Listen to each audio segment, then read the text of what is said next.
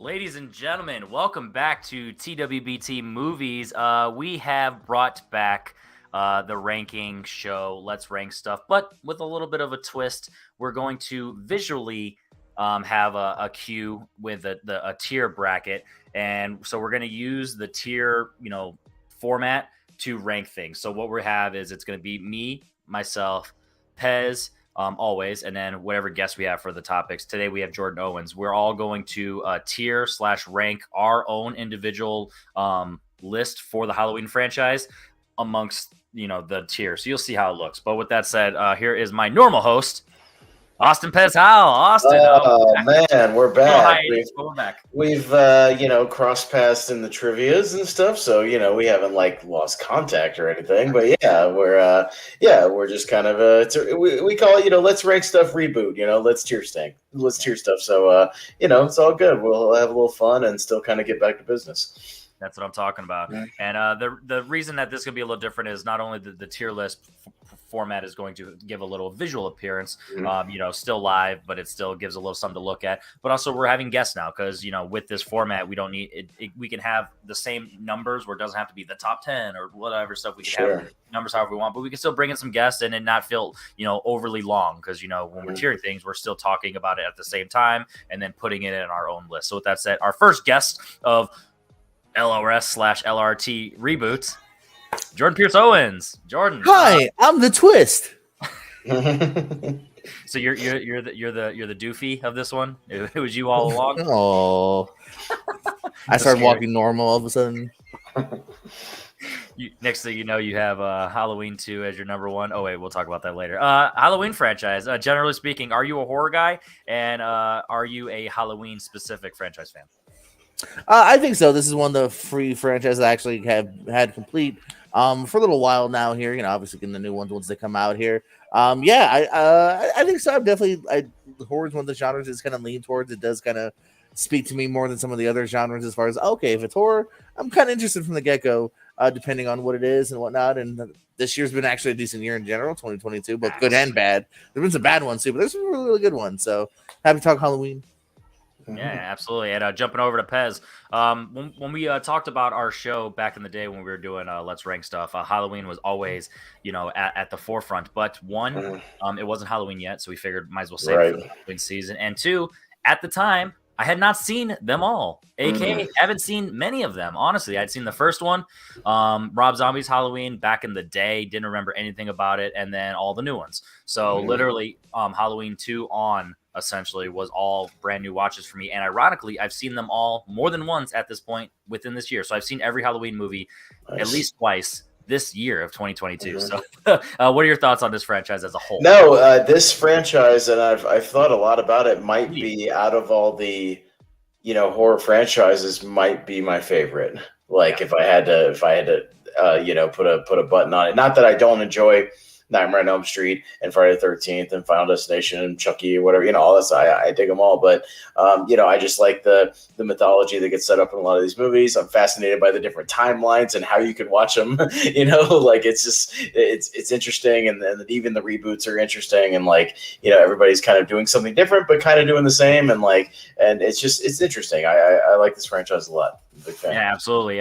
Obviously for me personally, Saw is my favorite horror franchise because it's just my second favorite franchise of all time. It goes Rocky and then Saw. It's not even close. But Halloween, like I said, I'm new to the franchise in terms of this year, but I swear to God, Halloween is borderline cemented itself at third right now. You're going to hear me talk about these movies, and I'm having a blast. I'm finally excited. I'm excited I finally watched them all. So without further ado, let's go ahead and jump into it. So what we have is we have all 13 movies, and we have them all labeled. So we're going to be able to individually tier them for ourselves, as well as talk about them as a panel. And, instead of just having the generic SA, all that stuff, we might as well, personalize them for this. So obviously the shape is the S tier because the shape is what we consider Michael Myers. That's the epitome of it. That's the shape. Hale Haddonfield, when you think about this franchise, Haddonfield is the core, for better or for worse, for some of the movies. But at the end of the day, that's what they're going for. That's kind of the driving force.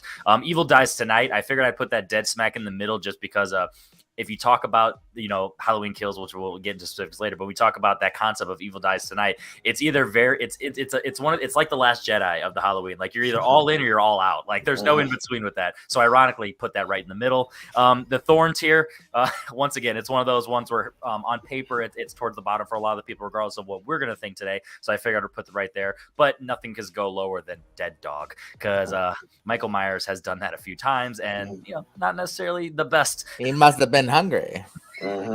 Still warm. All right. So with that said, I'm gonna put it up to the table right now. Do you guys want to just go in chronological order based on release, and then just talk about them individually? Because there's no point of like, oh, what's our bottom and what's kind of like spoiling that. So it's like, what do you guys think? Because on this one, at least for this one specifically, the first one we already know it's going to be top, whether it's S or not. But so it's not like a surprise of later on the surprises. So kind of, I feel like it won't be bad to unfold that way. What do you guys think? No, I think it's cool to just go in chronological order with some of these franchises, and we kind of track the evolution of the series and the evolution of the franchise, and see the highs and the lows as we go along, and see what everybody thinks. Absolutely. So I mean, it may be a little predictable if the original is like but so what? We already know that kind of going into. How many times do we talk about this? Pulp Fiction, Roland Tarantino. It's okay, guys. It's okay. Don't be a contrarian. Dark Knight, #1 Nolan. It's okay, guys. So with that said, we'll go ahead and get started. I will start first off, and I'm gonna go the OG Halloween in The Shape. Like it's no question about it. This is just a movie that. It's deliberately paced, but it's one of those ones where it sets up like the character arcs in these films and like the story beats are not like the most intrinsic in terms of like complication. Like they have such crazy backstories, but you set up the characters in terms of their vibes and like what they're going for. You have Laurie, obviously, you have Annie, you have all these other side characters. It's all the sex things that you get in like Friday the 13th, but at least you have like character beats where you can, even if you don't remember like what their philosophical thoughts are, you at least know like what their characteristics are and like who they are as a person, and their, how they act. So it does a good job of that. And obviously Halloween, Michael Myers just sets the tone. Like this is The Shape. Like, this is what you think of. He may not be walking that fast. He may not be that brutal in terms of like quick speed and agile, but it's one of those ones where he is fearful. And can we not talk about John Carpenter's score? That's just, it's a banger. Like it's one of those ones where John Carpenter's direction, like I said, it's deliberate, but it's fantastic. The Shape easily for me. Austin, where are you at with? Yeah, no, it's an easy top of the tier Shape. Yeah. And, JPO kind of knows a lot of my thoughts and vice versa, because we talked about it with Chad Webb, but that's okay. We're, because it's a new audience here. So, I talked about this on the other show, and that, the thing that set Halloween apart at the time from movies like Psycho or Texas Chainsaw or something is that this movie brought the evil to your backyard, as opposed to in Psycho, you had to go to the base motel. In Texas Chainsaw, you had to get stranded in the middle of Texas, at the Sawyer house to encounter that evil. But this is like, it's in the tagline, he comes home, evil comes home. And it's like, it takes place in this suburban neighborhood where you think you're safe, just with your babysitter, hanging out or trick-or-treating, and unleashing this evil. And is he supernatural? Is he not? I don't know. You can kind of make your own judgment after you see the movie. They definitely kind of dabble in that. There's things that are implied. You can kind of make your own theories, but shot him 6 times. Shot him 6 times, and then he's gone. He is the literal boogeyman. Is he still roaming around? And it's amazing. You look at the direction is fantastic. What they're able to do with the low budget and the atmosphere they're able to set up. Dean Cundy, who would go on to be an amazing cinematographer, shot the movie and it looks great. He went on to shoot like Jurassic Park, and all kinds of really, really awesome movies. And what's to say about the score? It's incredible, and the tension that they're able to set up throughout the film. If you could be patient, I know it's deliberately paced, as opposed to some of more current movies, but there's a big payoff at the end. It really, really builds and sets up something really special. Yeah, and before I go on to JP, I have one thing that I want to talk about the deliberate pacing is when I did a reaction for this where I'm still editing because of copyright stuff, I'm still figuring out my movie reaction, but I watched it, and as I was watching it, I was like, a lot of these long takes and like the way that the camera, it's wide and it sets it up where it's like low key, Michael, we could be looking through Michael's eyes, honestly. How it's just like in the background and kind of like far away, like when Laurie's coming out of the house before she goes over to the Myers house, which obviously we know he's in the house, but just hypothetically speaking, the long tracks when there was walking, all that stuff. And it's like we are stalking as the audience and the camera, and obviously Michael himself is stalking. So we don't always see Michael like in every single shot, but he looms over the entire movie. He's always, you feel like he's always there around the corner, always looking at you, always planning his next move. That's the like in 2020's Invisible Man, where it's like you don't know exactly where he is, so it really sets that up. So if you go in with that mindset, it's not as slow paced as today's audience might think. That said, JPO, even though there is a dead dog in this movie, are you putting it in that tier? Yeah, we got to go dead dog bottom now. There's no argument here. Put that at the S tier, the shape. This is one that I did see this. I believe it's the first one I ever saw as a kid, and even then it stuck with me, man. Obviously, you guys already talked about the pacing. That's maybe the only thing I feel you can knock on this, even though I don't agree that you could knock it, at least from my opinion, because even then it's building up. This is a more methodical Michael that you kind of see later, just kind of goes for it here. The stalking elements that you have early on, and then finally a really big, good payoff at the end there here. Curse Donald Pleasance here getting hit the first taste of him, really adding to it, and there's a reason why he kept being returned here. And yeah, this sets up everything here, man. Just a kid that snapped one Halloween, but not even snapped, just doesn't have that soul for whatever reason, which is adding interesting here. Evil incarnate. You know what I mean? Yeah, just evil incarnate. We'll talk about the zombie things later here, but that's what I liked about Halloween, was that it just that look in that kid's eyes, like he's not necessarily insane, he's just doesn't care or doesn't even care. Like, yeah, just evil incarnate, like you said. So, and another thing that I noticed when I did my reaction is the scene. Michael is in the house when Laurie drops off the key, and that's what got them connected. Like he came to her technically. I mean, she came to him technically, and then he started stalking her. And you notice that he's learning things and he's figuring out. He gets to the school and he follows and stuff, and that's why he's able to mess with Tommy and all that stuff. And does a fantastic job of really just setting that up. And obviously, we'll get into the brother sister storyline later. But in this original one, it does a great job of just setting up the fact that he wanted to go home, and she just happened to also show up. So she ended up being the target. So with that said, we are going to bounce over to the second one. And JPO, I'll let you go first. Where are you at with Halloween 2? All right, Halloween 2. I do like Halloween 2, actually. I'm not going to put it too low. I'm going to go Hale Haddonfield. I think it's kind of the right kind of step for a sequel. You're getting bloodier now. We know that first one's the body count's kind of low. It's not too bloody. This one, you are getting a little bit more violent here. Some of the kills in the hospital. I like that setting here. And I like that it is, a continuation of one story here. You're really continuing off just, poor Laurie Strode, and he's coming after her here. And this is the debut of the sister angle, which I know is polarizing. I don't hate that either. It's movies, and I don't think it's overwrought to go, okay, he's going after just that continuing to kill off his bloodline for whatever reason that speaks to him. Yeah, made it popping in with some good quotes or comments there. And so, yeah, I think it's a worthy sequel here. I enjoy it. It's a hospital setting, but I think they work well with it being, it's still a big setting here. So there's still enough to do here. And another way, if you want to say this is kind of how the franchise ends, a good way to kind of close it, if originally too, with the way that he's definitely burning up with the mask, and Pleasance is totally dead. Well, maybe not.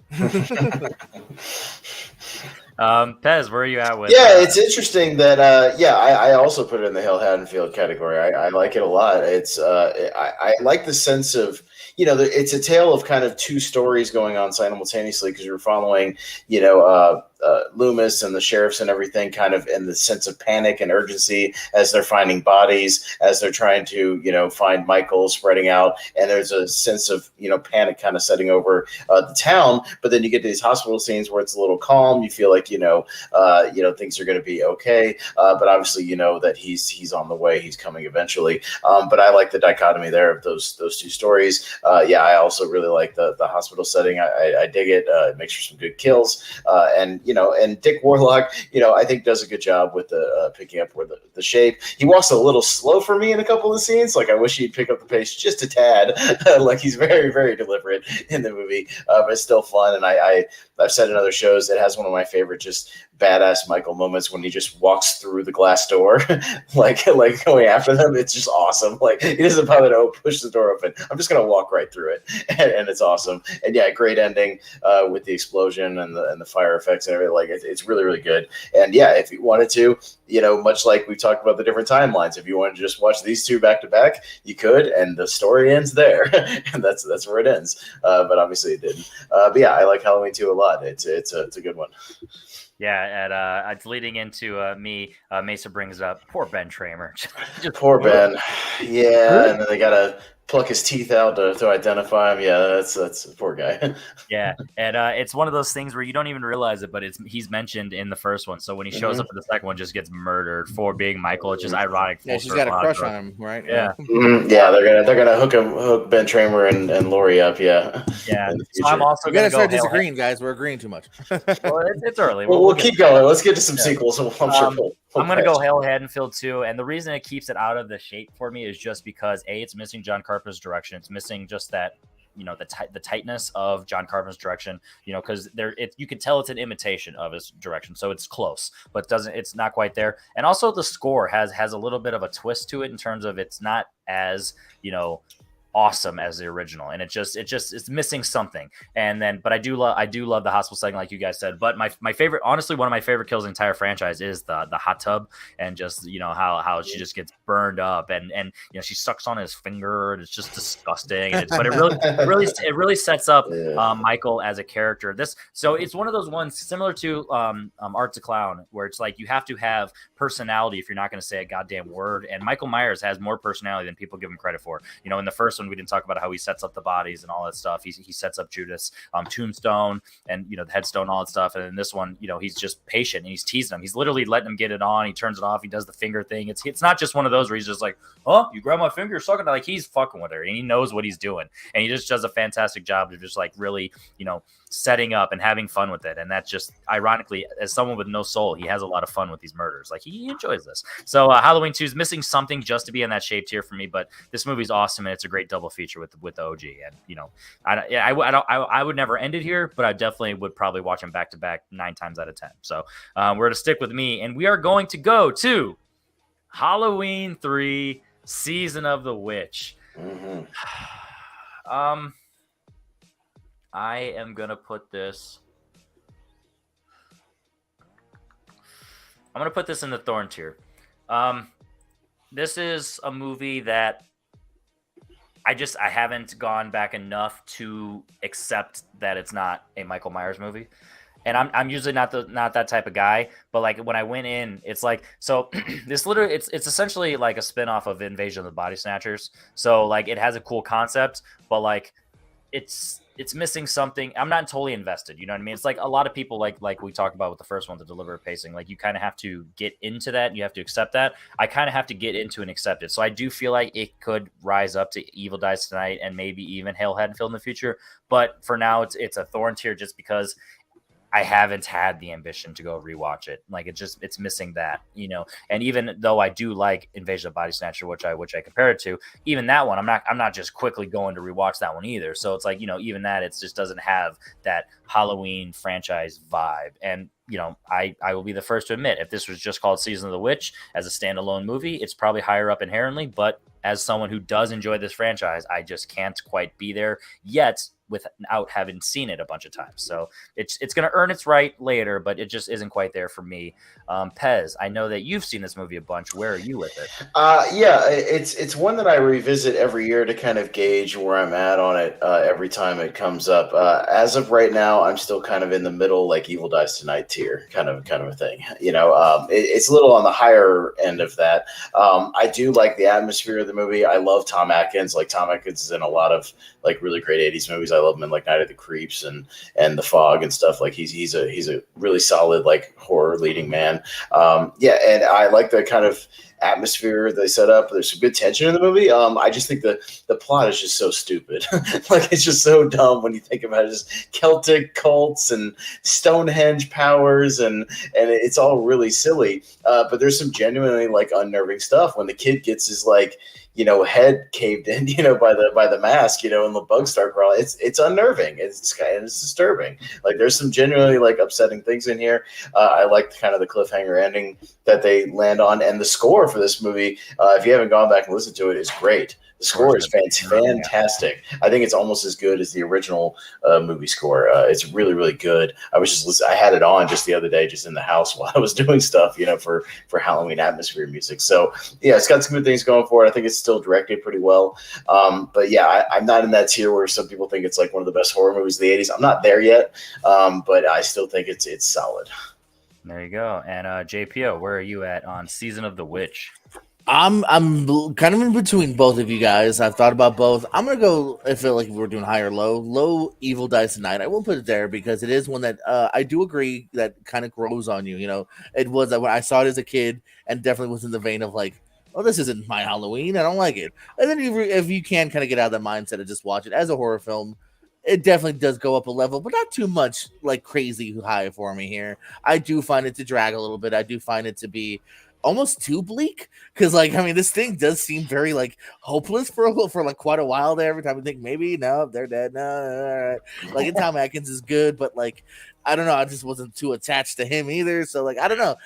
So like there's just something from this where I'm like I can appreciate it, but I still feel like if it wasn't Halloween though, I probably don't think I'd go back to it as much as I do in a weird way. You know what I mean? Like if this was just called Season of the Witch, I think it'd be a one-time watch going, all right, and then I'd move on. You know what I mean? I've only seen it twice or three times, probably because it's Halloween, and I kind of need to think about it again, because I like the franchise. There you go.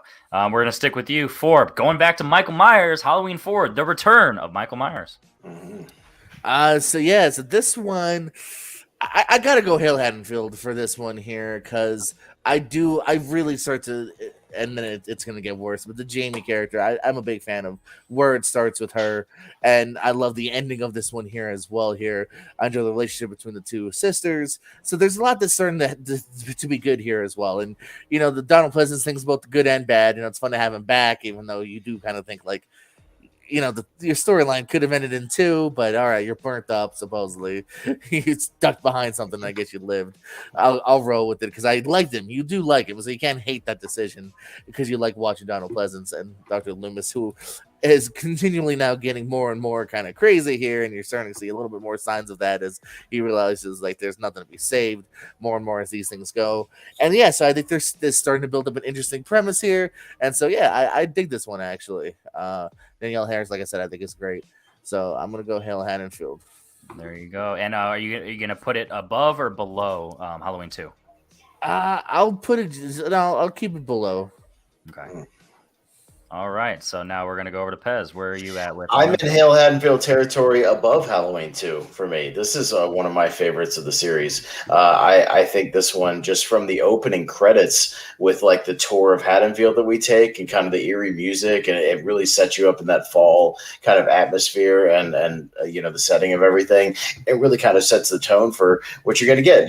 Lets you know we're getting back to Michael Myers Haddonfield territory here, and I like a lot of the characters. Donald Pleasence, I think, is good. The way he plays it when he comes back. I love the Rachel and Danielle Harris chemistry. I think they're really, really good. Rachel's a great kind of final girl, and both of them are fantastic in the movie. Even the sheriff in the movie is good. I like the sheriff guy. I forget his name off the top of my head, but he's smart. He figures it out pretty quickly. He's not like battling Donald Pleasence the whole time. It's like we know what's going on. He's back. Let's put a stop to it. This is the first one that dabbles in the mob thing as well. Yeah, they don't say it in this movie, but you do get the mob guys the rednecks getting in the trucks and grabbing Sheriff Ben Meeker. Yeah, Meeker. Yeah, but he's a good character, and the mob stuff. They're kind of bumbling a little bit throughout the movie, and they make mistakes, obviously. But I do like the fact that they hear that Michael Myers is back, and they don't fuck around. It's like, no, let's go put a stop to this right now. We're not going to have 11 people die again. Let's go take care of business. So I've always liked those aspects. And the only thing that keeps it from a higher tier for me is the look of Michael is just so weird in this movie. It's just, the mask is just so stiff, and it looks like it just came out of a box, that's sitting in a warehouse for a while. And it looks like he's puffed up, like he's wearing like, he's got like a puffy suit on or something. He kind of walks like stiffly. He's kind of walking like a big machine. It looks strange. And to me, that it seems like it's a little thing, but it's not really, because he looks so good in the other movies that it stands out like sore thumb. So, but I really like this one. Yeah, I love how you mentioned the mask and the shoulder pads is what I call it. Yeah, right. Those reasons are the only reasons that this movie isn't above the original Halloween for me. This is the shade. I love this fucking movie. I love Jamie as a character. I love the costume shop scene when she's in her clown suit, and then he's there. Is he there? Is he not there? Is she paranoid? Is he stalking? It plays with that a little bit. And she's seeing him in the rooms and stuff, like in the bedroom, and like she's always seeing him like pop around the corners and stuff. Yeah.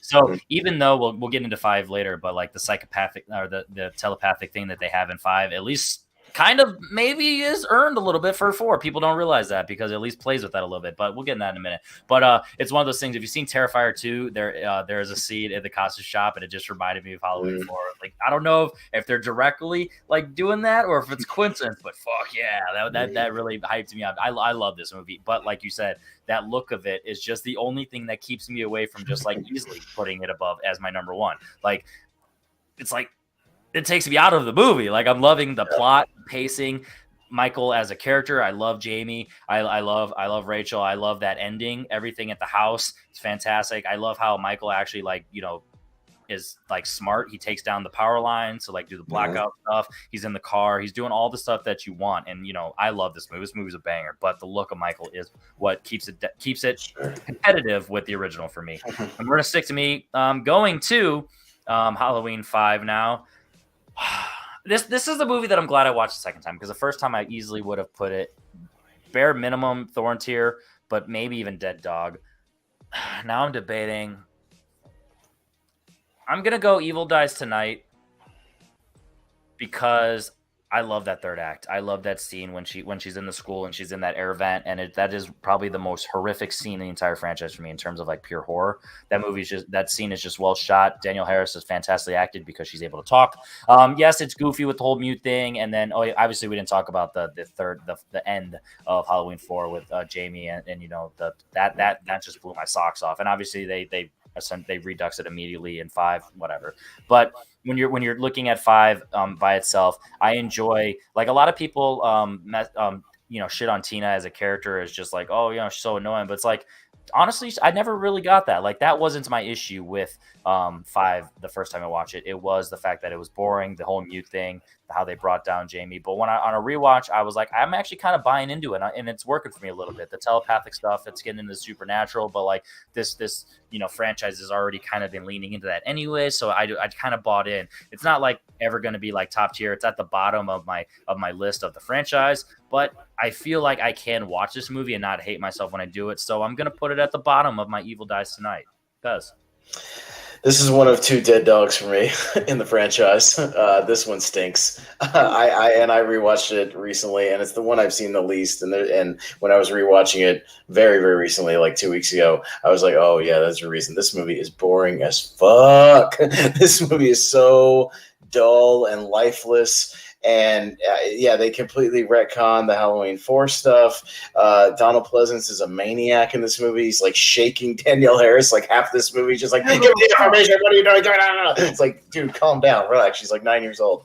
Relax. The Tina character is super annoying. I can't get over it. She's very, very, very annoying. You have like 2 bumbling cops who they literally play cartoon sound effects when they come on screen. That is bad. It's very, very bad. He's like trying to run over people with cars in this movie. Like, it's very strange. There's too many like fake outs where it's just like, oh, it's a fake out. It takes forever to actually like get to the killing in this one for me. And this movie's just so meandering, man. Like, I was rewatching it on Prime, and like they have a 10-second button to like skip ahead, and I was like 10, let's go,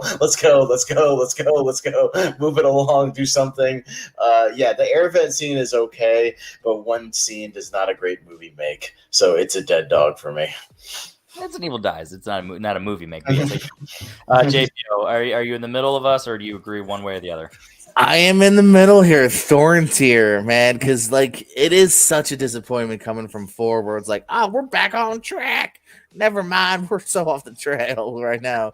Like you said, from retconning the end of the 4, where it's like, nah, the mother lived, she cool, she fine, to killing Rachel early. That death could have been so much more earned. And I'm sorry, I hate Tina. She's never really redeemed in the right way. She kind of stays kind of shitty for most of it. Like, she's not someone I'm really connecting to, and I don't care what happens to her.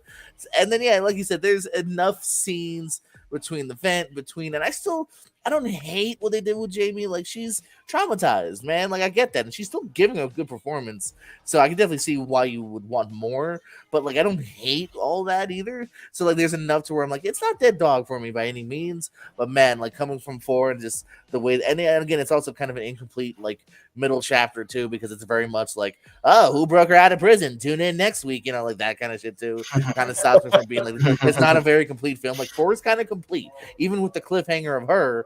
It's still kind of like, oh, okay. Even like, if they never went back, it was still more of a complete movie than 5, which is like, tune in next week for more Michael Myers hijinks. So yeah, I just not a huge fan. There you go, and we're gonna stick with you for The Curse of Michael Myers.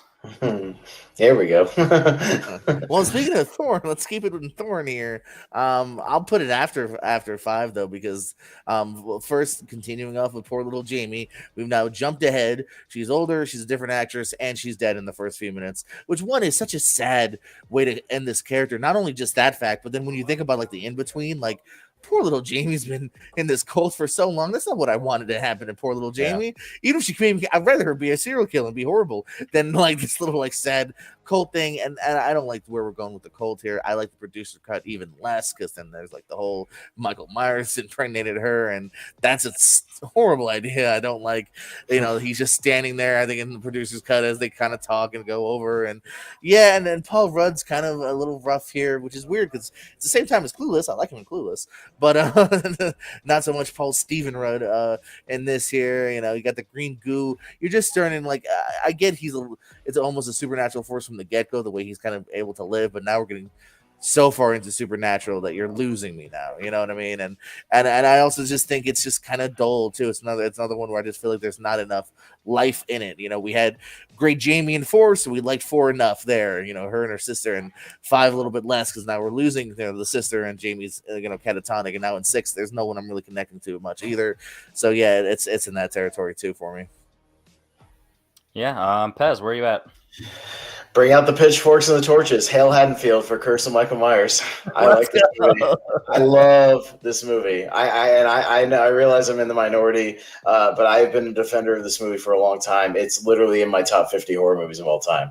I love this movie. I think it's great. And I realize that it's stupid. I realize that it's ridiculous. But you know what? That's kind of why I love it, because they just lean right into it and go, you know what? We're going balls to the wall with this cult shit. We're going to lean into it and get bonkers. And you know what? I like both cuts. Whether you're watching the theatrical cut with the weird electronic score and kind of, they're just dancing around, the cult thing, but not really digging into it. It still has good kills. I think it's shot really well. I think I like the look of the movie. I think it's actually produced well. Paul Rudd, he's very stiff at first, but I think he loosens up throughout the movie. It gets a little bit better. But the producer's cut, man, just leans into everything. They recut it with the original score, and it works way, way better. And yeah, it's silly with Paul Rudd stopping Michael Myers by putting runestones on the ground. It's silly. I get that, and I understand every criticism about it, but I still love it, and I don't care. I love this movie. I've watched this movie way too many times that I almost care to admit. I like Halloween 6 a lot. Yeah, and let's get them pitchforks out again, because I am also in Hail Haddonfield, dude. This is a movie. The mask is back. The mask is back to looking good. This movie, the tone is fantastic. Like, he is killing motherfuckers. Like, he is back. Mm-hmm. This is, like, if you take the plot away and just go based on the killing, this might be the best David Gordon Green films in terms of like brutality, and obviously zombies is gross brutality, but we'll get to that. But it's one like it's just the pure Halloween, like it's probably the best. And then obviously, you know, you have the family at the beginning, and they're not as like likable, but like you have the comeuppance, and that's what you need if you're gonna have a character. The guy's an asshole, but he gets one of the best kills in the business, where he gets electrocuted to where his head explodes. It's such a great comeuppance kill. Like it's great. And Paul Rudd, I don't think he's doing bad. He's just doing not what we expect. I literally compare it to Matthew McConaughey in Next Generation for Texas Chainsaw, where it's like, yes, if you look at in today's eyes, that what we expect from those performances in general. And honestly, that same performance from a quote unquote no-name actor, no one's complaining about it because he's doing what you would expect from a horror movie. So I feel like it's overly criticized just because he's Paul Rudd. And I the only thing that will ever keep it from like the shape or even like my top tier Hale Haddonfield, like spoiler, this is my bottom of my Hale Haddonfield, but it just makes it. But it's one of those, it just the disrespect of you know, Jamie. And it's because she is arguably my favorite character in the franchise, even above Laurie. And it's one of those where it's like it really just doesn't give her, you know, her due diligence by the end. But like I said, this movie, it's quick, dude. It just goes by. It's got great style. It's got a great look to it. It's got the music is fire. You know, the kills are brutal, and it does a good job of just being a Halloween movie. So me and Pez are get your comments below. How crazy are we? I'm a maniac, but I put this movie on the guilty pleasure tournament we did. It's there, man. Like it was in my favorite horror movies tournament when we did a 32 versus 32. Me and Andres Gallegos. So it is what it is, man. I like Halloween 6. Yeah, I do too. Really, I'll read you my first sentence in my initial log of this back in July. I've seen it twice now, but back in July. Oh, look, another example where I formulate my own opinion and don't fall with the masses. Because I like this movie, you know what I mean? And I'm not trying to be a contrarian. I genuinely like this movie. No. So with that said, we're going into the next one, and this is a movie that, depending on where you are, you might be mad about this, but this is An Evil Dies Tonight for me, Halloween H2O. This is a movie that I didn't grow up with, so I don't have the nostalgia. And the first half, honestly, the first 2/3 of this movie are just meh. Like it just goes. Like I like the opening scene, like with just Joseph Gordon-Levitt and all that stuff. That part's creepy. But like after that, you know, I like Laurie as a character and what they're doing with her, you know, writing wise. But in terms of like rewatchability, like that's when I can like zone out and I could sit back and I can get on my phone or I can do some other stuff and still have that in the background. So when we get to that third act, it's cool and it does a good job. Everything with LL Cool J's character is fine. Like it's not like bad, but it's like I don't care. But like this movie is too short to not have enough. Like with Curse of Michael Myers, it's short and it goes by quick, but there's a lot going on. So I feel like there's always something to attach to. Where in this one, I feel like it's too easy to zone out for me. So without the nostalgia and, you know, the look of Michael Myers, also once again going back to that, all of a sudden, the inconsistency in the look of Michael Myers is flabbergasting. Like, what are we doing? Like, how can we not just keep the same mask? This one, there's even videos of it where they had an even worse mask when they started. There's actually videos of it and pictures you can find where it literally looked like it just has paint on his face. It's really bad. And then they have a one. They have the eyes cut out. It's very, very bad. But 42 masks in this. Yeah, I don't know why we can't just make it look like the original one every time. I don't get it. Well, we will get to that in the last three. At least we can admit that mask is always going to look good. But Pez, where are you at with this one? I'm saying I'm An Evil Dies Tonight for H2O. And yeah, maybe sacrilege. I don't love this movie. I think it's okay. I think it's technically very well made. Steve Martin is a good director. He's a good horror director. He made Friday the 13th Part 2, which is one of the better ones of that series. And yeah, I love the opening a lot, and then even into the credits and the kind of orchestral score they do, where you're seeing the news clippings and kind of what's been going on, and you know, you see that Loomis has passed away and all that.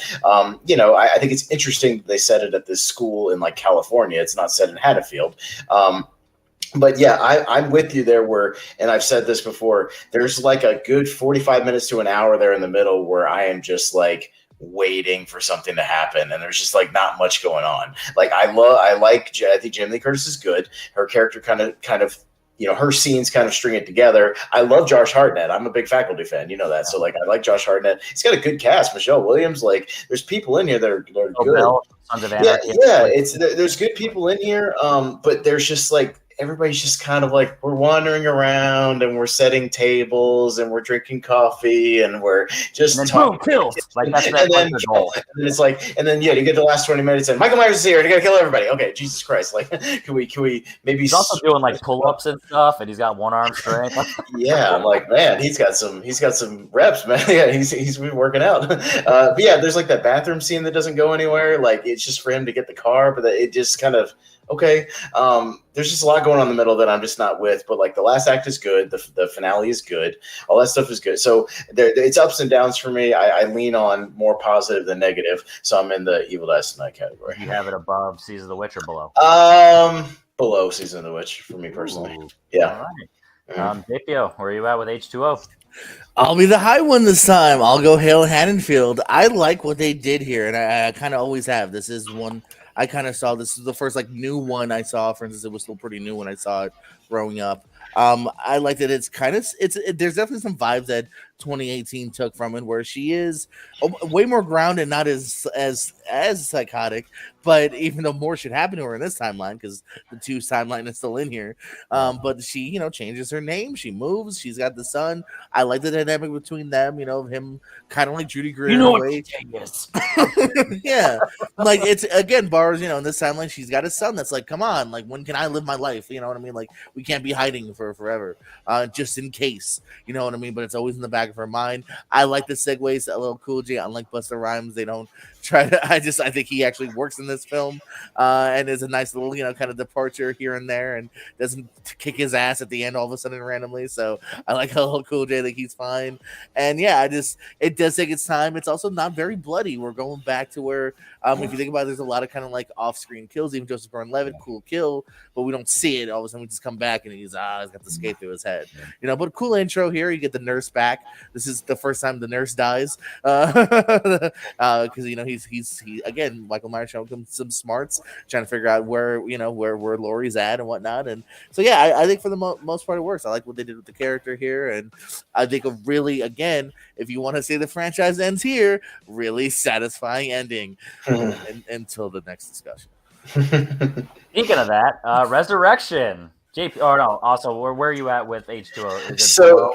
Wait, hold on. Is it below Halloween 4 for you, or is it above? Where is it at in your? Because you have 3 in Hale Haddonfield, JPO. Is it? I'll put it after 4. And is there another question? No, I just wanted that. So now you're at Resurrection. And I have my curse above Halloween 2, by the way. Okay. Ooh. Yeah. Mm-hmm. Yeah. Where are you at? In the Hale Haddonfield thing. Yeah, there you go. All right, JPO. Resurrection. Dead dog this thing, man. Dead dog this thing now, please. Yeah, first, I'm sorry. Again, going back to like the Jamie argument, now we have the Laurie argument. This is such a shitty opening. You find out she's in an insane asylum because nope, she didn't really get him. It was a security guard. He choked him, and he couldn't speak here. So she's still waiting for him now. She's dead in the first 5 minutes. She's also really dumb because she's like, I get why, oh wait, let me make sure it's him, but it's like, well, yeah, but this time there's no mistaking. This particular dude has definitely tried to kill you. What? Just kill him. Stop it. Like you're sure. You should be sure. So you lose that, and that just you start off with such a sour taste, and it's hard to come back from that, and you really don't. The main girl's fine. The other people are very expendable. They're all fine actors. Eddie K. Thomas, Sean Patrick Thomas. They all both Thomases? Yeah, whatever. And everyone's kind of fine. But again, it's unlike the hospital. It's a one setting. It's the house most of the time here. It's just kind of boring. I hate Busta Rhymes. I wanted to see is it Tyra Banks, Vivica Fox, Tyra Banks. I wanted to see her die, and we don't get to see her die. I wanted to see her meet her end, and so yeah, there's not really much here that holds for me. Again, it just kind of drags without me caring about anybody, and you just killed the best character off in the first 10 minutes in a shitty way. All right, this movie's not going to resurrect for JPO. Pez, where are you at with Halloween Resurrection? So I said I have 2 dead dogs in my rankings. Resurrection's not one of them. Thorn's here. So I don't overly hate this movie. I think it's very watchable. I found myself going back and watching this movie. It may have something to do with this is the first Halloween movie I saw in the theaters that I got to see. That came out the year I worked at the theater. But to me, I can have like drunk fun with this movie. Like it's so silly that like I can have a good time with it. I think it's very, very easy to watch. It goes down. It's stupid, but it goes down easy. I think the opening scene is actually very atmospheric and well done, well directed. I think it's actually there's some good tension in it. Like as much as we don't like the payoff of it, I think it's actually it's well done. It's Rick Rosenthal who did Halloween 2, so he was the only guy to come back and do a second one until Rob Zombie. So like I think the movie's actually pretty well directed. I think Bradley Reed does a good job as the Shape. The setting of it being in a house, and it's the closest we come to like one of these franchises having a found footage movie, which I kind of like found footage movies, and they're playing around with doing the technology and doing something interesting. Blackberries where it types one word at a time. Yeah, right. Yeah, I know. Hey, you have to appreciate at least Henry's dressed up like Pulp Fiction. He's got Pulp Fiction, cosplay on, while he's watching the stream. So Michael Myers looked like a bitch. Yeah, right. But it's silly and dumb and stupid, but it's very watchable for me. Like it's bad, but I can watch it pretty easily. So it's in Thorn tier. So it's not boring. To me, it's not boring. So, I'll watch it. All right. So with me, remember what I said about Season of the Witch, where I'm like, this is a movie where it's like, all right, maybe I can be on board if, I pretended that it wasn't a Halloween movie, all that stuff. Similar with Halloween Resurrection. If I could, it's not exactly what you expect, all that stuff, but it's got Michael Myers in it. So I can, know it's a Halloween movie.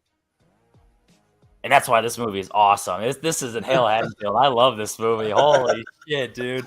I have so much fun with this movie. I swear to God, I went into this movie with the lowest expectations because of the word of mouth. And I was like, I was more blown away about how much I like this movie more than Curse of Michael Myers. So at least I can acknowledge in Curse that movie's weird and I just am here for it. Whereas in Resurrection, it's a straightforward movie and I'm here for it, dude. In the early 2000s, you're trying to get a cash grab on this movie is ahead of its time, dude. You're trying to get a cash grab on the Michael Myers concept. You're like, oh, we're trying to make some money. We're going to do a first person thing. Busta Rhymes dressed up as Michael Myers to stage some killings to add some suspense because you're building on stuff. The next Michael shows up and he's trying to get revenge. It's just like in the first one.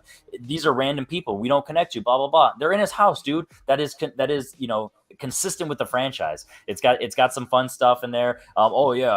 Busta Rhymes does karate. Who cares, dude? That's what characters do. You know what I mean? Pez gets mad at me because I love Texas Chainsaw 2013 because Trey Songz is boxing and he didn't do nothing with it at the end of the movie. Well, guess what? Busta Rhymes did something with it in this movie. All right, but they don't show him do it. They just show him watching a Bruce Lee movie. That's your character development. Yeah, well, I'm also a huge old boy. He watched kung fu movies for 15 years. He learned how to beat the shit out of people in a hallway. So I'm here for it, buddy. Halloween Resurrection's awesome. I can watch this anytime and not give a shit, dude. Let's go. I love this franchise. I'm the same. I just realized that it's bad and I'll drunk watch it. that's just the difference. Maybe that's what it was. Maybe I hadn't gotten any sleep and I have some fun with this movie, but oh well, I'm here for it. Speaking of amazing, well, you can't get mad at any of my hot takes that are coming up then soon. So there we go. All right, so now we're on to the Rob Zombie movies. And speaking of amazing, this ain't it. Dead Dog, dude. This does nothing for me. I don't like Rob Zombie as a director. I don't give a shit, dude. Everything that everyone says in this movie is fucking dog water. Dead dog water to be specific. The first 30 minutes I actually don't hate. I actually like the concept. I just don't like the execution. There is some premise here. There is the possibility, but Rob Zombie did not do it. If we have a remake of Rob Zombie's attempt at this movie, I might be here for it. I might even shape it. But this one just doesn't do it for me, dude. I don't give a shit about anything. I don't care about the lore in this movie. Loomis is just repetitive in terms of it's not adding anything new. This is a remake that everything that is added to it I don't like, and everything that's not added just is for repetitive. I might as well watch the other one. So this one just does nothing for me. Spoiler alert, neither does the next one. So Rob Zombie, not my guy. Pez. Rob Zombie's Halloween is Evil Dies Tonight for me. I'm a defender of this movie, and I've been a defender of this movie. We'll talk about the sequel in a minute, but I am a Rob Zombie guy. I love House of a Thousand Corpses and Devil's Rejects. I like most of his movies. Not all of his movies, but I like most of his movies. To me, it's like he did something different.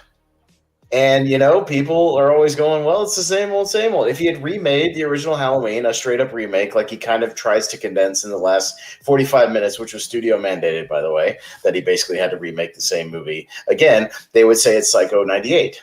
And that would be the complaint, that it's like a shot for shot same movie. So he actually does something different. He introduces a new origin for Michael Myers. It's not the same, but again, it's something different. He's going with the sort of true crime, serial killer product of his environment, which again, you may or may not be on board with, but the way he presents it, I think it's interesting. Everybody is a shithead in this movie for the most part, but I do get somewhat sympathetic for Michael's mom here. Like, I think Sherry Moon is pretty good in the movie, and my heart breaks when she shoots herself like in front of the baby. Like, that's I like that scene. I think the violence in this movie, it's over the top, but that's Rob Zombie. I defend it, but it is what it is. I really love Malcolm McDowell in this movie. I think he's really doing something good. He's a sympathetic character. I think he's legitimately trying to get through to him, when we see his process of trying to break through and really understand what's going on, and like writing books and really trying to understand, the nature of evil. And the last 45 minutes or so is kind of a crammed version of the original movie. But Tyler Mane's still intimidating, and I think it's still decent. I think it's really well shot, technically well done. So I can't put it in like a really bad tier, because I think technically the movie's very, very well done, aesthetically. So, good. There's some fun side characters here and there, and still good use of the original score. I can't go super low. I've always just defended this movie. So yeah, it's not like, a super great movie in the series, but I rewatched it again recently and still enjoyed it. So it's Evil Dies Tonight for me. There you go. JPO. I'm gonna go with Henry and Dead Dog this personally as well. I understand doing something different. That's a very good point, but at the same time, I need something different from the difference here, because I don't like what he does. I don't like being spoon fed that everyone's shitty and then he's got bullied. And I don't know. Like I said, I understand doing something different, but I like the idea of just Michael Myers is evil, and now you're spoon feeding why he's evil. You know what I mean? I didn't need that. I've seen that in other movies here. You can just make your own movie about an evil kid that breaks because his dad is shitty and he's bullied by the Spy Kid's kid. Don't make it Michael Myers, which you might talk about later. Yeah. At least even that's difference I'll take over this. I don't like. I'm very kind of on Rob Zombie. He's just kind of that dirty, gritty horror here. If you see the director's cut, there's a crazy long rape scene, which is instead of a way better shot scene of Michael Myers breaking down and shows his strength, and it just shows you the kind of mentality that he has as a writer and a director. That that's the way his mind goes towards, and everyone's gritty and. I just didn't like it aesthetically. Yeah, if you put it on mute and made this a music video, hey, a music video, Rob Zombie, stick to those. You're good at aesthetics, like that. But as far as actually watching it and keeping me entertained, this is my first theater Halloween too, so I really wanted to like it, and I just really haven't. That dog. Yeah. All right. Well, you're sorry, Emery. You can side with the internet on this one and conform like everybody else. That's fine.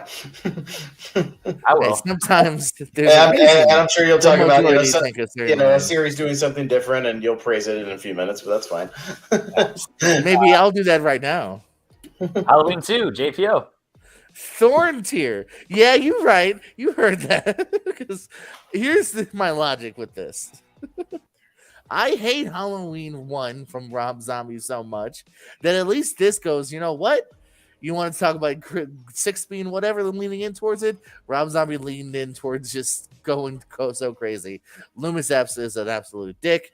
He's got Weird Al popping up in this. He's got ghosts. It's at least more entertaining to me. I feel like this is truly a different, out there movie here that held my attention more than the first Rob Zombie Halloween here. This, at least I was like, well, at least you're kind of holding me to seeing where this horrible train wreck is going, but enough to where I think it is more watchable and more enjoyable than the first Halloween from Rob Zombie, but still not a very good movie. Bottom of Thorn's here for me. Yeah. Bev. H2 is my other dead dog. Man, did I rewatch this recently, and is this just a unpleasant movie experience? To me, it's like I need to at least have some fun with some of my horror movies, and this one is just unpleasant from start to finish. From the fact that there's like 4 dream sequences, and they all are terrible and mean spirited. Especially one of them is 20 minutes. It's like, God, are you okay? Are we gonna have anything real happen in this movie? All right. And then there's security guards that are joking about necrophilia 3 minutes into the movie, and I'm just not down with that. There's not a single likable character in this movie at all. The likable people I like from the first one, like Brad Dourif and Danielle Harris. I don't even like Danielle Harris in this movie. I think she's unpleasant, and Brad Dourif ain't much better. They're just arguing. Everybody's screaming in this movie. They're screaming at each other and yelling and crying and wailing, and it's just a nauseating movie. Like the kills are over the top, and like to where it's unpleasant. I just don't have any fun with this movie, like, at all. And it's just weird. He's seeing like Ghost Mom and horses and like I don't know what the hell he's doing in this movie. Runner. I don't like this movie at all. So no, it's a dead dog. Like, this is my other one, along with Halloween 5. Yeah, this so on my letterbox, I only do like regular. I was afraid you were gonna be like, man, I loved Halloween 2. He went in a different direction. It was amazing. Like, hell no. Jesus Christ. I only give 1 through 5 stars, like solid stars. I gave it as a half star. I don't give a shit about anything in this movie. Loomis is trash. Laurie, you forget she's even in the movie. All this stuff is just gross. Nothing redeemable about her. You're not rooting for her. Just like in the first one, you're not having that connective tissue. And then Michael on this one, he's just a brute, but like not even in a good way. Just it's like a thug, just a random dude coming in, just wrecking havoc. And it's like, I don't care, dude. Like you said, the first one, it does kind of look good. This one's just dark and gross and just there's nothing to it, dude. Who cares, dude? This movie sucks. So yes, Rob Zombie. All right, so what you're saying is you're ready to, on a future episode, rank Rob Zombie movies with me? Hard pass. Come on, you want to watch Lords of Harry Salem? Potter, Harry Potter, and I'll do Rob Zombie. Deal. Fuck off. Exactly. All right, now we are on our final 3 movies, the David Gordon Green trilogy, and I'm starting off, and I am going to.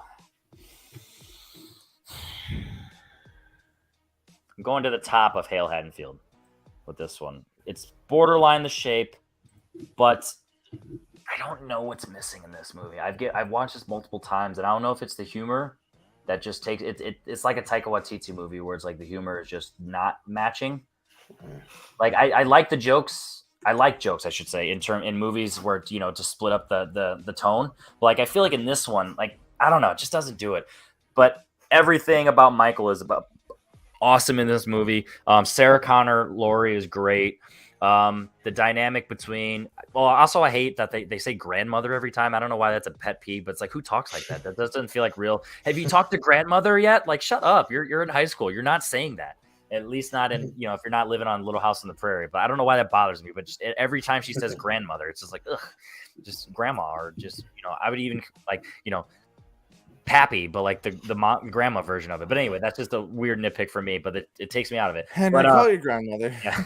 But yeah, honestly, the relationship with Allison and her boyfriend, you don't have that connective tissue. You don't really care. Doesn't really have anything to that. And that also lends into kills later where it's just like, it's fine. It doesn't care, but there's just too much focused on it that it's like, you would want to care more if you're going to spend that much time on it, which we'll talk about later with, something else.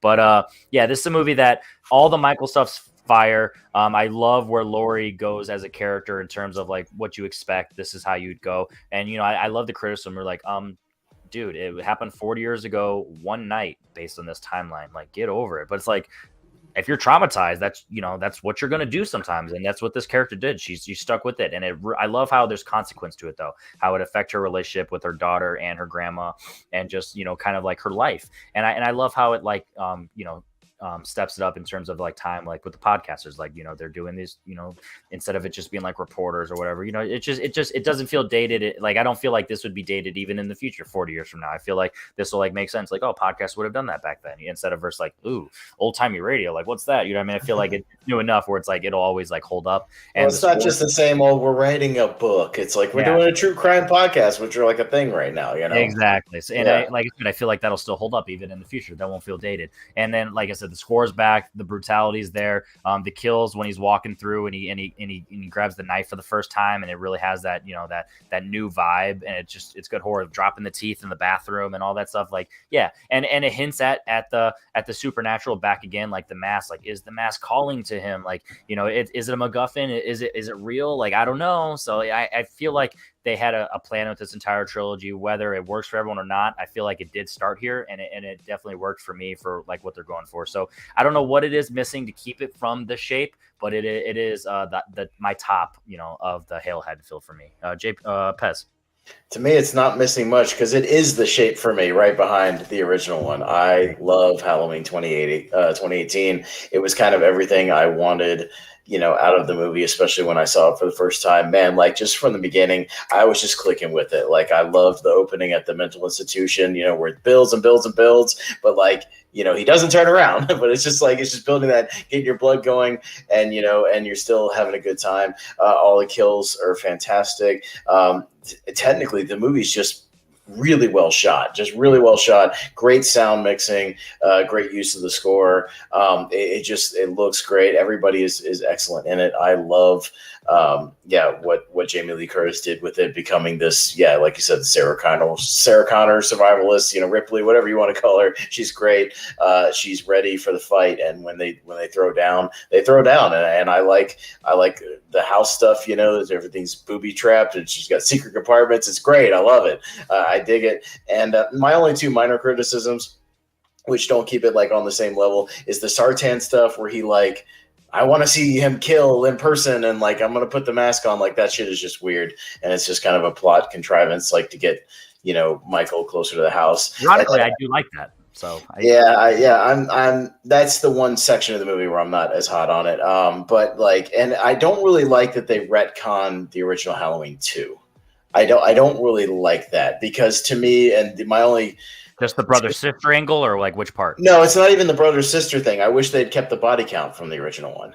The fact that he killed everybody, because to me, in the age of where they're setting this movie, in the age where we have mass shootings and even crazier serial killers and people who kill their entire family, and people who go on stabbing rampages, a random guy that killed three random people on the one night, this escaped mentally. I don't think the legacy would have lasted. But if it had been this one night of terror where then he followed this girl and went to the hospital and murdered everybody at the hospital and did all this destruction, that would be more infamous to me than just this one guy 40 years ago killed 3 people. That's been my only real criticism on them not keeping Halloween 2 in line with that. It's kind of weird. Don't get me wrong, I we get to see a little bit more of that night, in Halloween Kills, and we'll talk about that in a minute, but I just wish they had kept that aspect of it. You could retcon the sister thing, but I wish they had kept at least the extended body count of the original night. That's all.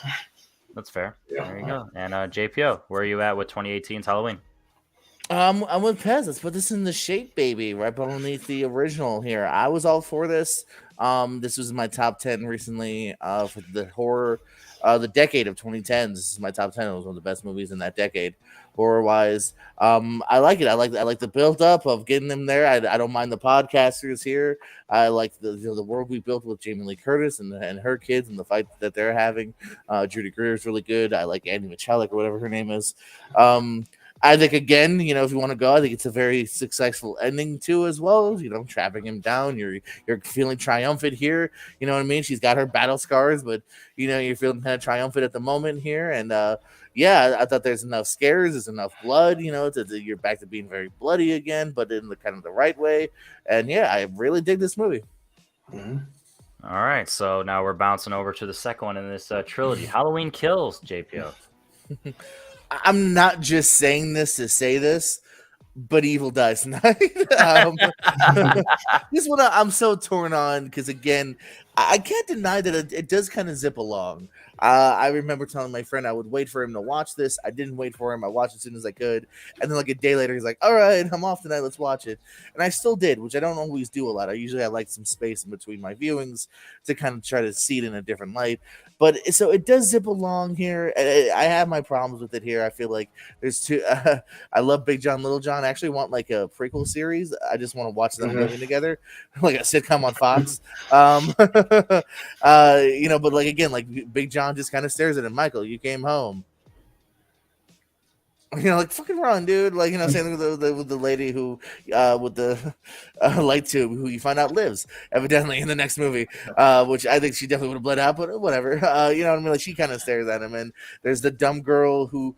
First, she the with the old nurse, the babysitter, and then like the male nurse and the or whatever, and the young girl, and she like disappears for a long time, doing something out of the car, and then she comes back and like the gun ricochets and kills her. And okay, probably my second favorite kill after the hot tub when Halloween 2. It's hilarious. Oh come on, it's great. To me, it's great. It's not awesome. It's hilarious in a bad way though. Hey, I didn't say it wasn't bad. I just said you had bad gun discipline. You got to have better gun discipline, man. And by the way, there's no way she would have been able to handle that 45 gun. Seconds. That's a Desert Eagle 357. There's no way that her 120-pound ass would have been able to handle that gun. By the way, then shoot him in the shoulder and have her like it sends her back and like kill her in a better, more interesting way here. I just. Have you ever seen that happen though? That's what I'm saying. I've never seen it. Maybe it has happened, but I've never seen that. It is awesome. There might be a reason though. I don't know. I didn't go for it here. I didn't like some of the segues with the other escaped patient here and then the payoff of that. I do like the town building here though, and again, I don't hate the ending. I think the next movie kind of kills the ending, but I don't hate the ending here though. So there's enough that works to where I think it's definitely a watchable film. You know what I mean? As if you're just looking for body count and gore and whatnot. And, again, Jamie Lee Curtis kind of segued here because, again, it's just like Halloween 2. She's hurt. But I at the time, even then, I understood, like, we're in the middle chapter here. We're doing something a little different. We're building the town. You know what I mean? You're seeing Anthony Michael Hall's character for the first time in a long time and whatnot. So enough to like, but not enough to get it to any next level for me. The last thing Mesa said here, the flashback scene. That's definitely a choice. So Pez, where are you at with Halloween Kills? Halloween Kills is shape tier all the way. I fucking love Halloween Kills. I love this movie. I am over the moon about this movie. I watched it 3 times this month, mainly because I had to do a drink along with it. So, which we got destroyed on that stream. Mega Movies with a Z. Go watch it. we got hammered. So I watched it before then for the stream, and I even watched it again last week. I just put it on. I think this movie just clicks from start to finish. This movie is entertaining as hell from start to finish. From the flashback scenes, which I think brilliantly put us right back in place of 78. I think they're shot so well. The guy who they got to play Loomis is a real dude. It's not CGI. It's just makeup and a guy voicing over his voice, and it's great. We get to see a little bit more of that. I love the mob stuff. People, Haddonfield taking things into their own hands. The Evil Dies Tonight thing, it's become a meme, but I think it's funny. I like it. I like it when they do it. And, as much as it is a meme, it's really not as set as much as you would have think based on the except for when we had to drink every time they said it. When you get to the hospital and they're chanting it over again, we had to chug beers over and over and over again, and that got really, really rough. That's where we took over the edge, and I got the hangover the next day. But I think technically, again, the movie is as well shot as the original. The use of score in this movie, they put a little extra rock kind of guitar on it, especially in some of the more action scenes. And when he's going after the mob at the end, I like that he's just a Terminator, bro. They surround him. He puts the mask on. He looks up like, let's fucking go. And I think it's great. If you want to see Michael Myers wrecking shop, this is the movie. I will put this on anytime, any day, and just watch it start to finish. And again, if you break down the plot, he's just trying to get home, and all these people are trying to stop him. What a bunch of dicks. He just wants to go home and stare out his window, and all of y'all are getting in his way, including Big John and Little John. Get out of his house. This is his house, and he's come back to claim it. I love Halloween Kills. Why did Judy Greer go up there? Why did she feel the need to look through that window? Because she's just going up to look out the window. She wants to get a better view. We all do that, yeah. Literally. Got murdered tonight. I want to see from upstairs. So with that said, I am going to go. Where am I at? I am gonna go right there, right behind H2O. Or no, that's not. No, Resurrection. I'm sorry. The thing got me. Whatever. Anyway, I'm going in Hale Haddonfield. This is a movie that it does feel like a middle chapter. So I will give it that. it's one of those things where I have a criticism against people who criticize the MCU where it's like, you feel like you have to watch these all. But even if you have to watch them all to get them, you can watch them individually and still get the full experience. Whereas in this movie, I feel like I can't just watch this one by itself. Like I can't just put on Halloween Kills and not get the full vibe. I would have to either watch all three or watch this one, then Ends, or watch the first one and this. You know what I mean? I can never just watch this one by itself and get the full experience. I do love Big John, Little John. I love how you said that because in my first review on Letterboxd last year, I literally just put Big John, Little John. That was my takeaway the first time I watched it because I was letting it sink in for a little bit. And in this one, it's just really well paced, really well shot. I hate the criticism of everyone's like, oh, the mob is just going crazy and that poor mental guy. It's like he's so freaked out that he's in a scenario where he's looking sketchy because he's so scared and he's mental. So he's not on the good looks, and they're so erratic that they're a lot. Even they even mentioned in the dialogue, they're like, you don't even know is that even him? You don't even know what looks like. He never takes off his mask. How like they acknowledge the fact that they don't know what they're talking about. They're just honestly having it's like any mob. They're out for blood. Literally, they're just having an excuse to just get payback and just kind of express themselves. And that's why that's why similar to Halloween 4, where it's like Haddonfield's a character, dude. This is probably the only other movie where it genuinely is a character and not just a side character. So I do appreciate that. Like I said, everything with the boyfriend, that stuff, it gets a little bit better actually in this one because at least they have their scene, and then his death is pretty cool. How he just snaps the neck and just shows the ruthless, like it's Michael's like, I'm not even worried about you. I'm killing you just because I like killing people, but like I'm not really wasting time on it. I'm just gonna get you over with. I'm going over to Allison now. You know what I mean? And it just has some fun stuff. And then I like I'm going back to the Big John, Little John. I love their scene how they're just doing the Halloween music and they're just dancing and they're like, we're not scared of you, and how they're fucking with the kids and everything. And then that kid seems like they choked on a razor blade. He's like, oh no, and he like falls for it at first. It's just hilarious, the gullibleness. So it's like obviously they would be in that house. You know what I mean? So, but it also ties into what your criticism of the first Halloween 2018. It's like, even though the myth of Michael Myers is there, it's not there enough that people wouldn't be in his house. Technically, they would move in and move on. You know what I mean? So at least makes sense that can be lived in. So, Halloween Kills. It's right at the mid Haddonfield for me, but it's in my top 10 of the franchise. I do like this movie. So now we're gonna stick with me. My final movie. But seriously though, this fall on ABC, Big John, Little John, Michael's moved out and they've moved in. Give me a prequel series. That's what I'm saying on ABC, exactly. So now we're going into Halloween Ends, and I am going to. Oh my god! I fucking knew you were gonna do this. I fucking love this movie. This movie is awesome, dude. I don't understand any of the criticisms. Like, we'll get there. We'll get there. I don't understand. You'll hear him soon. You'll hear him soon, very quickly. I love Corey as a character. Yeah, granted, it's in the last one. And would you rather it build up in the first one? Sure, but what we have in this story is a narrative.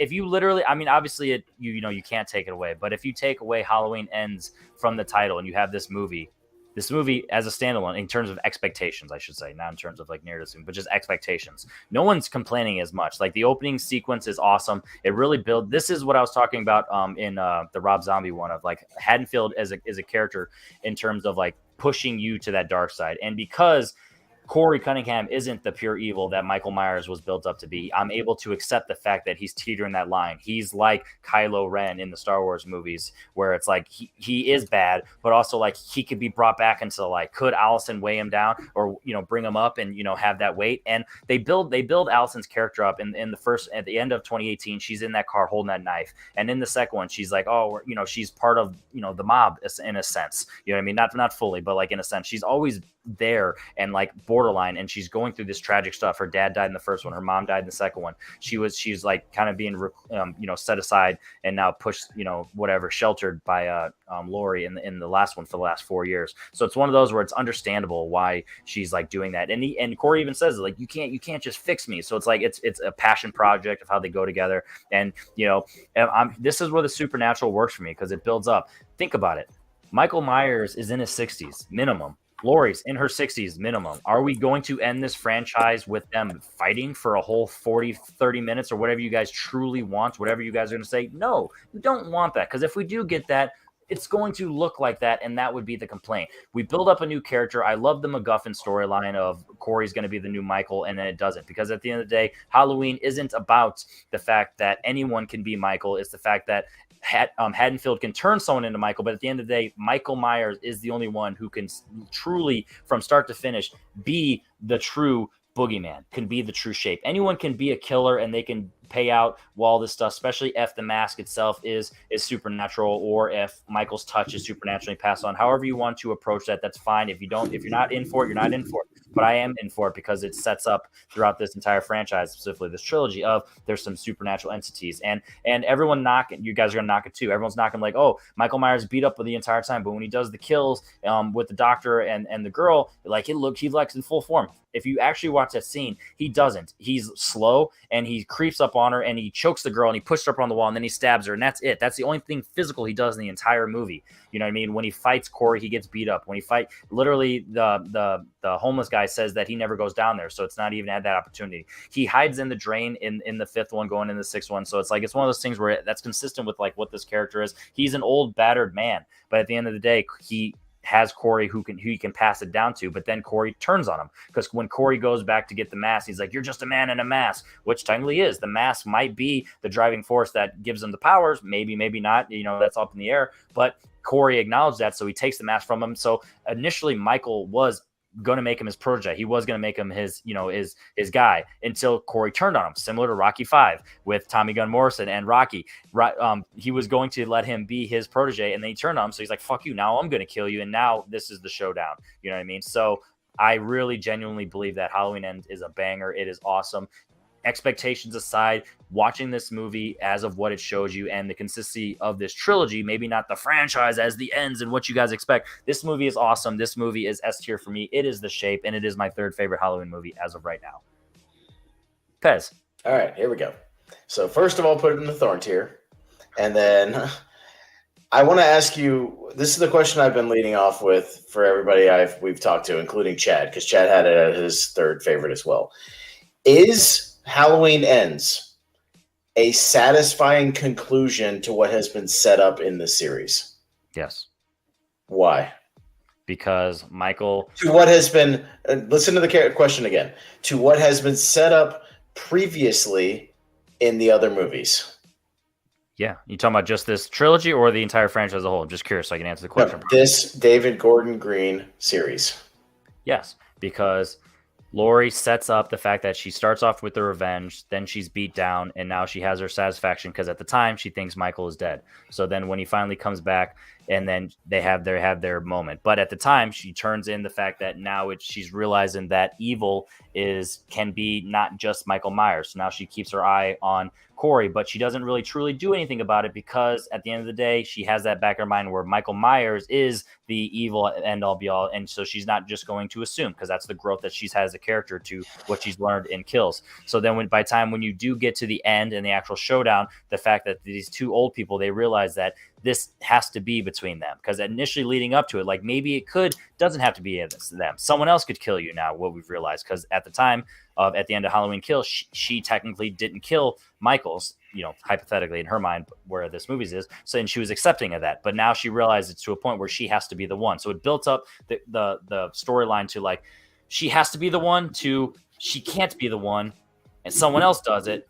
Now, nope, it really does have to be her. So it literally does a nice little... So she went 40 years knowing where Michael Myers was, knowing he was still alive. And she armed herself to the T. She boarded herself up and became a recluse.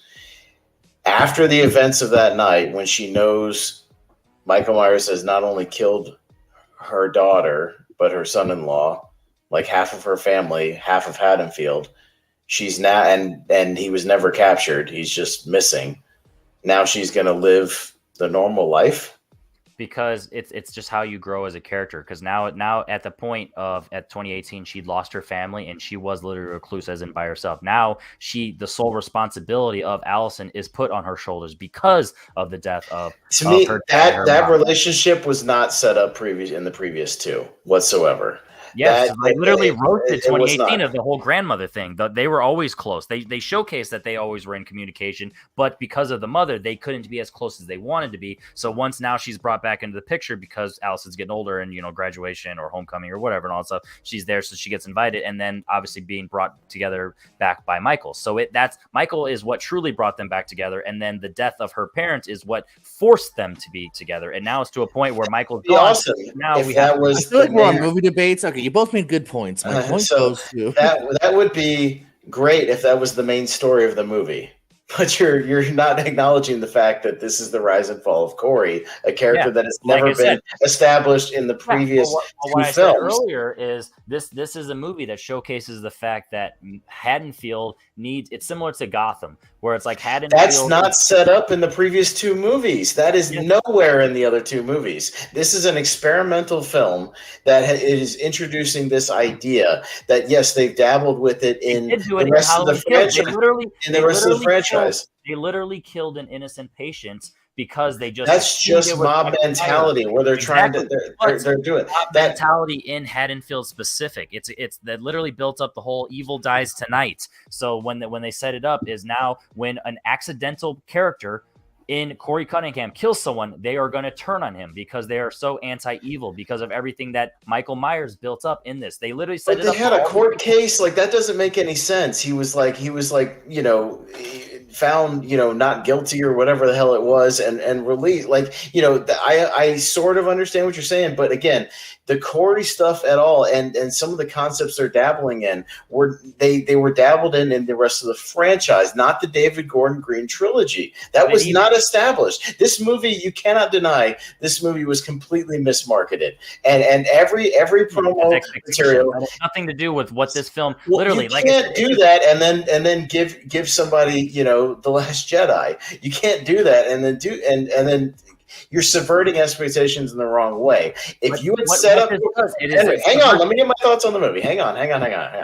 If you had set up this character throughout the other two movies and had done the slow build and established this lore to where like he could potentially transfer something or Corey was getting something from him, and by the end of this movie he puts on the mask, and in a new movie, like in a fourth movie, it's the Corey show. Like, I'm totally in for it. I have no problem with that. This movie is rushed. This whole thing is out of nowhere. It is rushed, and there's not even a satisfying conclusion. It doesn't even make sense. He goes, "Oh, if nobody can have her, or if I can't have her, nobody can have her." And he kills himself. That doesn't make any sense. That doesn't make any sense. Because he realized to this point that the aspect between or the relationship between Laurie and Allison was already on the fringe because she wants out. She's literally been building up. She's like, I want to get out. I want to burn the city down. He's like, I'll light the match. So she's already 1 foot out the door. That is within 2 days. She realizes that within 2 days, these two fall in love and are ready to run off. There's no hint of that whatsoever. At the end of 2018, she's holding the knife, and then when she loses her mother and her father, that's what literally put her to the edge. Literally, when she's we haven't seen any of that in the 4-year jump. We have seen none of that. Yeah, I just said at the end of 2018, she's literally holding the knife, just like Jamie at the end of Halloween 4, where she actually does the killing. But it's the same premise where it's the evil literally turns you into this, and that's what gets to the point. So what it sets up is the MacGuffin of that. Michael Myers could be anyone. The boogeyman could be anyone, but in reality, it truly can't. So the whole thing of if I can't have her, no one can. It's one of those things where it's like, now I'm going to turn her on you. Similar to in Civil War with Baron Zemo of setting up and doing the fake out of the Winter Soldiers. He wasn't really trying to do that. He was just trying to showcase that Bucky killed Tony Stark's parents. It's a similar concept where it's like you have this idea and it's like, all right, well, if I can't win, and he's lost. He's been shot. He's been hurt. He's done. He's going to jail or whatever. He already knows that. So he's like, instead of going to jail and copping out and have the town already hate me as they do, instead of that, not only am I just going to die because who cares? I got nothing left, but I'm also taking the one thing that you have. And she would have, but that's why I like the scene they built up with the suicide call. So when she leaves, Frank calls her and he's like, hey, have you talked to Laurie? They reported a suicide. So in her mind, she knows, finally it clicked that she was right all along, and she went and she found out and she realized that that's what happened, and it sets it up. It's really smartly written, and just because expectations didn't hit where you wanted to, that's on you. Jordan, what are your thoughts? I'm not alone in that. I'm not alone in that at all. But JPO, please. What's your tier? I'm in a nice Henry and Pez sandwich, but closer to Pez a little bit. I'm gonna go very low tier. Evil Dies Tonight. Yeah, well, again, more bad than good here for me. I do have a lot of problems with again coming off where you're leaving off. How old is Michael Myers? We want to say even 60, 62? Well, he was 21 at the end of 1978. So 40 years later was 61, 62. All no, right. no, this 4 years later, he's 65.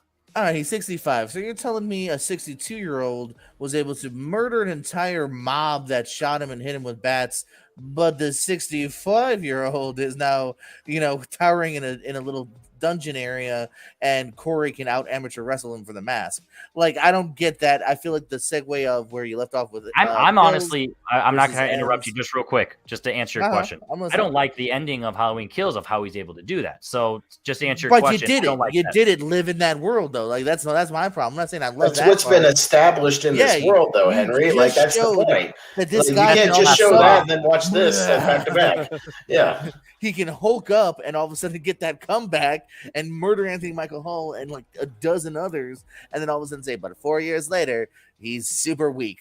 Why? Like, I feel like it's another kind of sequelitis Last Jedi moment where it's like the writers just went, let's do something different. And you got 4 writers here, and I think you feel that in here. Hey, Aaron.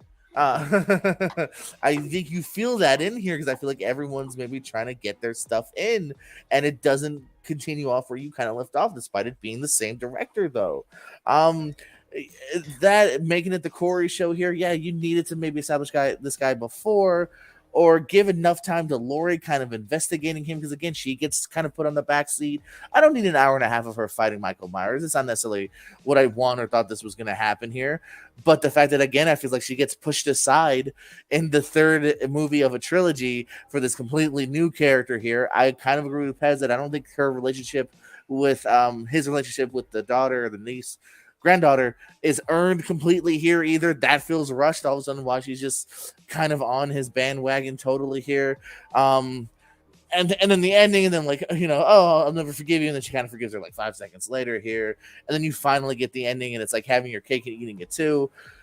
You know what I mean? I think it's an interesting enough movie where I do want to digest and see it again and try to view it here, but from those kind of Just for initial clarification, instincts- have you only seen it the one time? I'm just curious. Just want to know where you're at. I've seen it twice.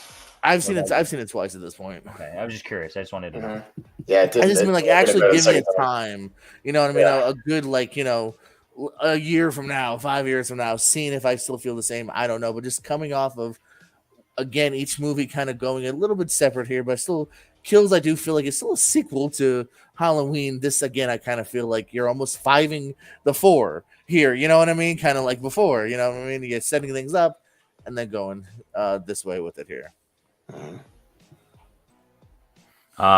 And I do Right. agree too that like, why did Lori all of a sudden go from super paranoid from a guy that was haunted her, in the 70s, and now like her daughter is murdered, and she's like, "Now I'm gonna bake cookies and be chill." That didn't sit well with me either. That you got to show life your fucking. I'm gonna work on my The worst problems things by have writing. happened. Way worse things have happened. Way Your worse casual since high then. school friends were murdered, and you were tormented for 30 years.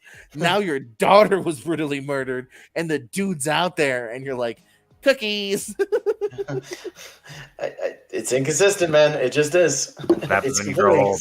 inconsistent. Well, with that said, that is our tiers. Well, that was our latest episode of Movie Battleground. Tune in next Yeah. week. Yeah. Was I supposed to judge? Okay, I think Yeah, right. who made the I best think point. it's ironic. That is the one time. That is what this show actually could bring to it. Where we're. Oh, kind you of know that talking- question's getting brought up next year on Battleground. Yeah. Halloween ends good or bad or whatever. All right. You know it's coming. All right. So with that said, we can agree that Halloween is number 1. We'll go Halloween 2018 number 2. We'll say Halloween 4 next. Then Kills. Then Curse of Michael Myers. Then Halloween 2. No, Halloween 2 is after Halloween 4. This is smart, you figured this math out. Yeah. I never understand how he figures out the math, but I'll leave that to Then, him. then we're gonna go. It's like Common Core. Then we're gonna go H2O. Then we're gonna go Season of the Witch. Yeah, 3. Yeah. And then Ends. Probably Ends will be above H2O just because of me. I have it at 1. And then Curse is a little higher. And then Resurrection is a little higher just because of me. But it's probably in the Evil Dies Tonight, like we did a final thing. And then 5 and Both Zombies Can Suck Cocks. All right, so with that said, there we go. That was our first episode of Let's Tier Stuff, and that's what that's how we roll. We're not afraid to name drop shows here. I don't understand in another league we talk. Fuck that movie battle. Who cares? We all promote each other's shit. Who cares? I don't get. How does that affect this? It doesn't affect this show. It doesn't affect anything else. Like we all go on each other's shit. You know. We have a show about trivia on the Pierce Co. Yeah, exactly. Yeah. Exactly. Tier ranker fights and movie tournament fights on Movie Hero Network. Yes. And don't just look up the Movie Hero. no, but we fix it now. If you look up Movie Hero Network, the Movie Hero Network comes up. So that is much better. Yes. So yeah, that's what we have with this one, and never getting a Halloween question again. You don't want entertainment, baby. Obviously, we have all those plugs. Obviously, if you're watching, you should probably know. But if for some reason you just clicked Halloween franchise tier, this is what we're gonna bring to the table. This is what we showcase. We have the passion, we have the knowledge. We're not just some guys who are talking movies for the fun of it, and we're bullshitting our way. No, we know movies, and this is what we bring to the table. We're also not contrarians. We're not just going to be anti-Dark Knight just because it's popular. We're not just going to be pro-Halloween, Rob Zombie's Halloween 2 just because it's not popular. Like, we're going to speak our minds, and you're going to believe us. If I love Halloween Ends, it's because you know that I love Halloween Ends. And if they hate Halloween Ends, it's because they. And if I love Curse of Michael Myers, God damn it, I love Curse of Michael Myers. Once we take our debating mask off, at the end of the day, we do respect each other's opinions. But with this show, we want to showcase that you can disagree with people. Not be fully respectable, but at the end of the day, shake hands and respect the opinions. But you can still have here's the thing. If somebody likes something or dislikes something, I want to know why. Not just, it sucked, 0 out of 10. It's great, 10 out of 10. Like, that's so much of the internet. It's like, I want to know what you liked, what you didn't like, why you didn't like that, why you liked that. It's like, dig into it a little bit. Let me know. Like, I want to see where you're coming from. Maybe it's a thing you clicked with personally in the movie, whatever it is. Like, that's the most fascinating about movies is what they can do for each person individually, what their tastes are, but yeah, that's what we try to do is like, let's go beyond just giving it a number and moving on. Like, let's talk about it. Like, let's figure it out. Yeah. And on this show, we obviously this is a longer one just because a little more passion and there's 13 movies, but we don't want it to be super long, but we're also going to be in depth, at least with our why. So it's a good combination of it's going to be longer than an 18-minute, simple, this is our tier, here's a quick synopsis, why we're going to go into full detail, plus there's 3 of us, maybe more in the future, but this is episode 1. So if you guys are new to the channel, next week we are going to do Friday the 13th. The week after we're going to do Child's Play, and the week after that we're going to do the Final Destination movie. So that is our matches. So we have a group of panels that we're toying with right now. We're getting scheduling, all that, but this is what we're doing. So and obviously, we're just kind of, because we brought the show up, resurrected it, no pun intended, from a little hiatus. We're gonna get our horror out the way because I've been binging horror and I'm finally a full-fledged horror fan. Pez a horror fan. Finally get to talk about horror. Obviously Halloween's over. In November. There's not enough Thanksgiving movies to dedicate a whole month, so we'll just extend Thanksgiving movies. Man, Hollywood doesn't like Thanksgiving movies for whatever reason. They jump right to Christmas, just like the department stores and all the grocery stores. We jump right to Christmas. All right, let's tier it. Planes, Trains, Automobile. Done. All right, so with that said, my name is Henry Confidential. That is Austin Pez Howell, and that is Jordan Pierce Owens. Make sure you check out the Movie Hero Network and Pierce Productions. The Pierce Co. The Pierce Co. Mm-hmm. So make sure you check that Pierce out. Productions, you good? Facts. So with that said, my name is Henry Confidential. That is them. And make sure you check out the channel if you're new. Once again, we have There Will Be Trivia, movie trivia, singles and teams, and also just random shit. And eventually I'll finish editing and getting the copyrights for my Halloween 1978 movie reaction done, because it's a banger. It's just hard to get it on there. So I'm Henry Confidential. We're out.